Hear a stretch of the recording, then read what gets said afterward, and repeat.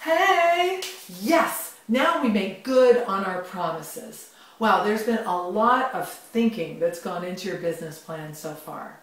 The getting it done section of your business plan is where it really turns into action. For you to make a different life, you've got to think new thoughts and take different action, new behaviors that will cause a different result in your life.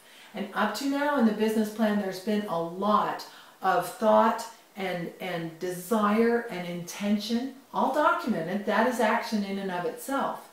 But the getting it done section is where you really make good on the promises. The promises you make to yourself, to your team, and most importantly to your customers.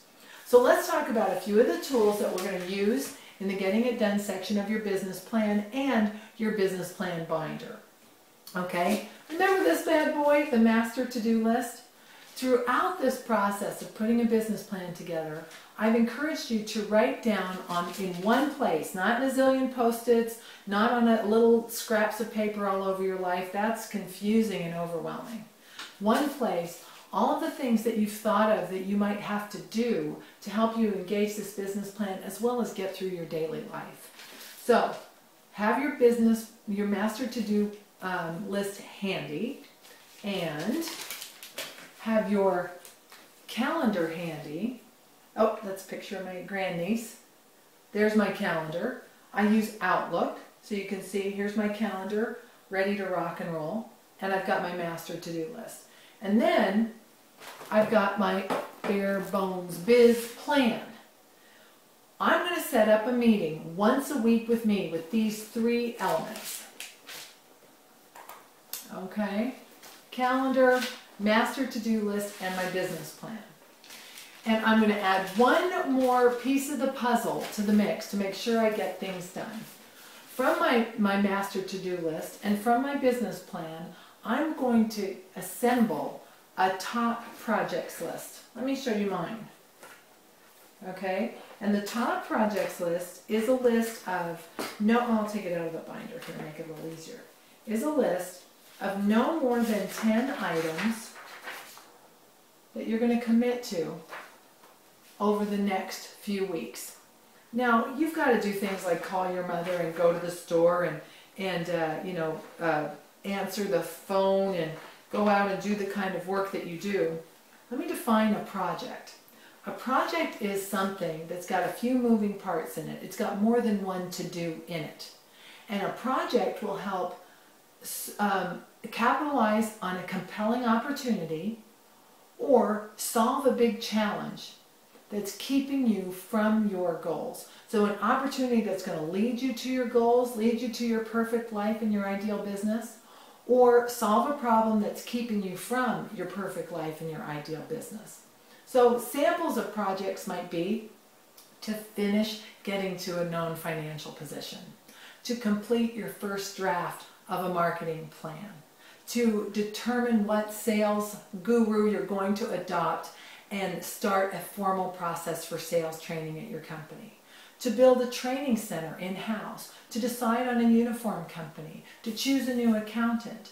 Those are projects. And as we've been working through our business plan and you've been jotting things down on your master to-do list, now it's time to pick 1 or 2, 5 maybe, no more than 10 projects that'll go on your top projects list. Now, some of my clients have used a big dry erase board in their office to put their top 5 or top 10 projects. List them on the wall. Good idea. Another one of my clients is actually 2 women who are teachers, put together a very colorful file system where their projects and the associated files that have information about those projects are lined up and visual on a file folder that is mounted to a wall in their office. You can do this a bunch of different ways. What I like to do is have a copy of my top projects list right here, front page in my Getting It Done section of my business plan binder. All right? So, once a week, you're going to go through your master to-do list. You're going to look at your calendar. You're going to page through your business plan. You're going to remind yourself of your perfect life exercise. You're going to remind yourself about your goals. You're going to look at your org chart and consider who you might use or need or visit with as far as these projects go. You're going to take a look at the financials. What kind of money do we have? What kind of cash flow do we have that we can commit to these projects? Let's look at the marketing plan. What did I say I would do according to my marketing calendar? And then I'm going to land in the Getting It Done section, and I'm going to make sure that the top projects I commit to are reflected in my calendar. That I'm going to block out time to do some of the things that will move me in the direction of my dreams. Remember, top projects are intended to help you capitalize on an opportunity that will lead you to your goals or to solve a problem that's keeping you from your goals. Do you see how all this fits together? What's unique about the bare bones biz plan, different from other business planning processes, is that the business plan morphs into a day-to-day operating system. It's not a dry as dust business plan that's going to go on the shelf and you'll never look at it again. It's a way to craft this vision of your business and act on it every day. Now, as you put a business plan together, as you adopt this once a week meeting with yourself, where you review your master to-do list, your calendar, your business plan, and commit to aligned action, then you're really going to make some things happen. Now, here's a couple of other tips about the Getting It Done section of your business plan. You know, you can delegate these projects. How cool is that? If even one other person works for you, then you can put somebody else's name as the responsible person for that project. It doesn't mean they have to do it all themselves. It doesn't mean that they can't delegate it themselves or get some help, or that you couldn't work on something together. But as soon as one other person joins the team, I encourage you to give them stuff to do. Give them a project. They're waiting on you. They're dying to help you. They're living to help you reach your goals and make these dreams come true. That's why they came to work for you. So other people can help you get these projects done. Keep track of how the project is going on the top projects list, and make sure that you have follow-up meetings scheduled on your calendar. By the way, if a team member shows up without their master to-do list, stop talking until they go and get one. If you're talking and nobody's writing things down, we're too old to remember stuff. So these are some tools that are going to help you flesh out the Getting It Done section of your business plan. Your top projects will go in here. Other items that are involved in the top projects are going to be procedures. Very often, the end result of completing a project is a procedure. Like if uniforms are a mess at your company and you want to get it handled, the project is complete when we have a checklisted procedure of how we do uniforms at the company. Where do we get them? Where do they go? Who wears them? What pictures of the team members, we could take pictures of the team members in the uniforms to document how it's supposed to look. What would happen if we rip a uniform or we need a new one? A checklist, a procedure, is most often the outcome of a completed project.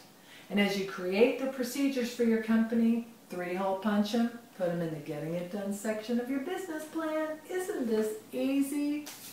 There's one more section of your business plan yet to go. The Making Sure section of your business plan. That's up next. This is your roadmap. Your business is the car, is the vehicle that's going to help you go from one place to the other. Your business is not you.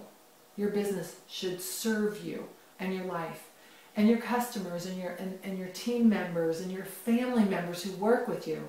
Even your vendors should be well served by this business. And sometimes we screw up.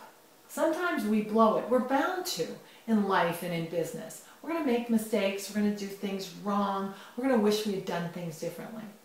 The Making Sure section of your business plan is where you will collect formal systems that help you get back on track.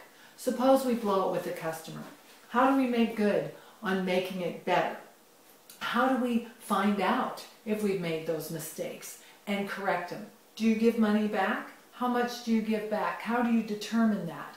Create procedures that will flesh out the making sure section of your business plan. On occasion, you should ask your customers, did we do a good job? We promised you something. We took your money. Were you well served? Is that what you had in mind?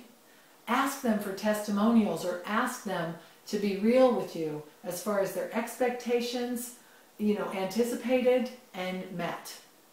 You can also ask your team members, are we serving you here? Is this business working out for you?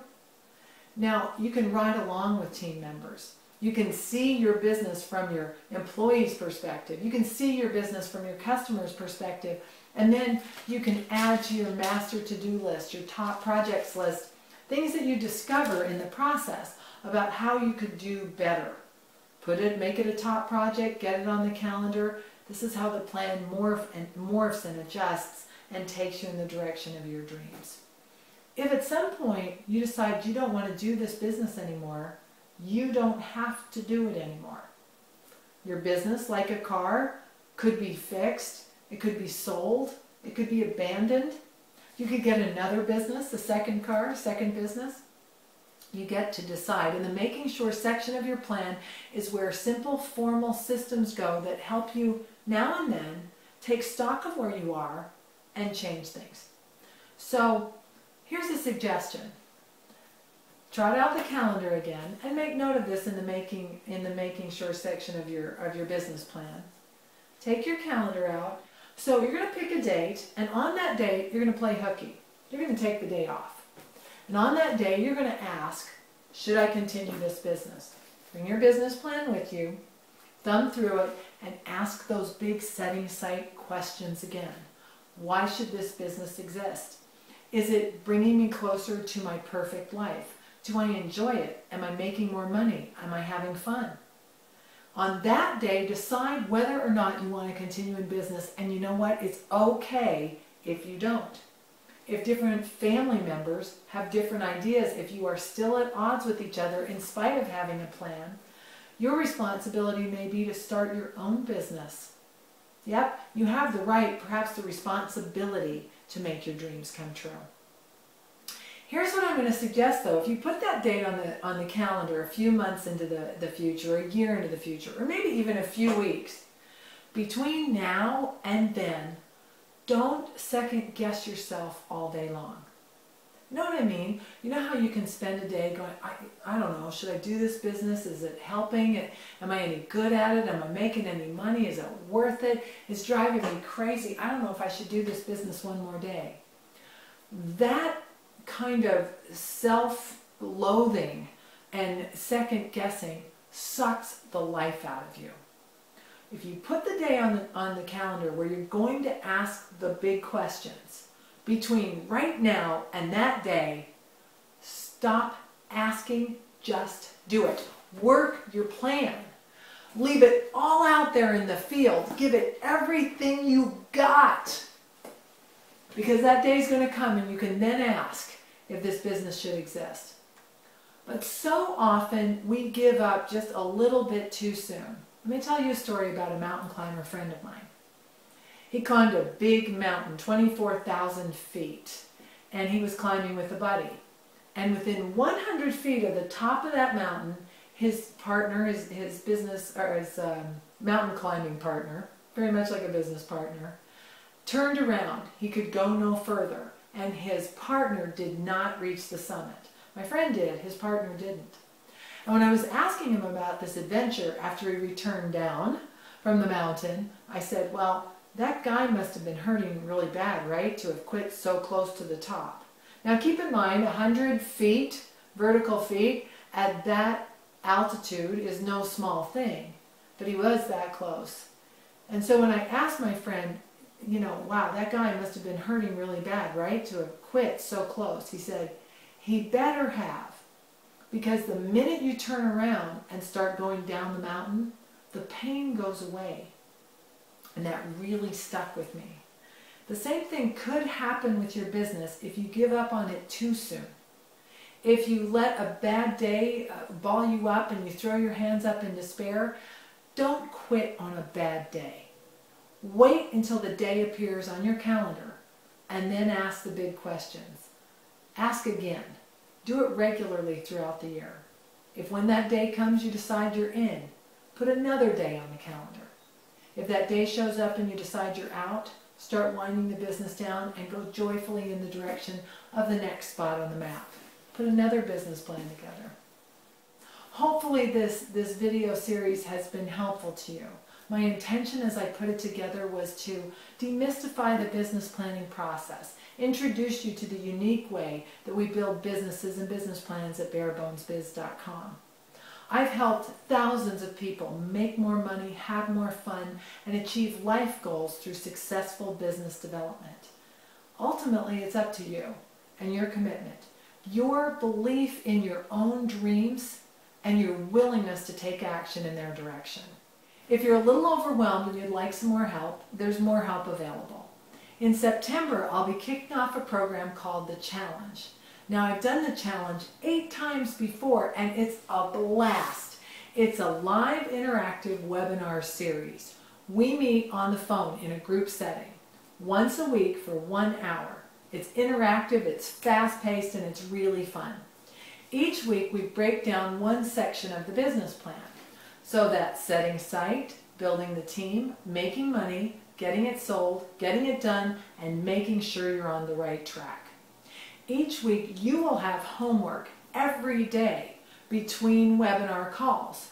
And your commitment is to spend a little bit of time every day working on your plan. If you do, at the end of this 8-week process, you're going to have your very own binder, a living, breathing plan for making your dreams come true, and for making sure that the whole team, even family members, are on the same page. Anyone in your business can attend these calls. All owners should be there, and certainly the family members who have key positions at the company, well, you want to make sure that they're part of this program too. Sometimes it's easier for them to hear what you've been telling them for years just because I'm not related to them. Does that make sense? The challenge is a way to get you guys finally on the same page, aligned and rowing in the same direction. Click on the challenge link, learn more about it, and hope to see you there at the starting line in September.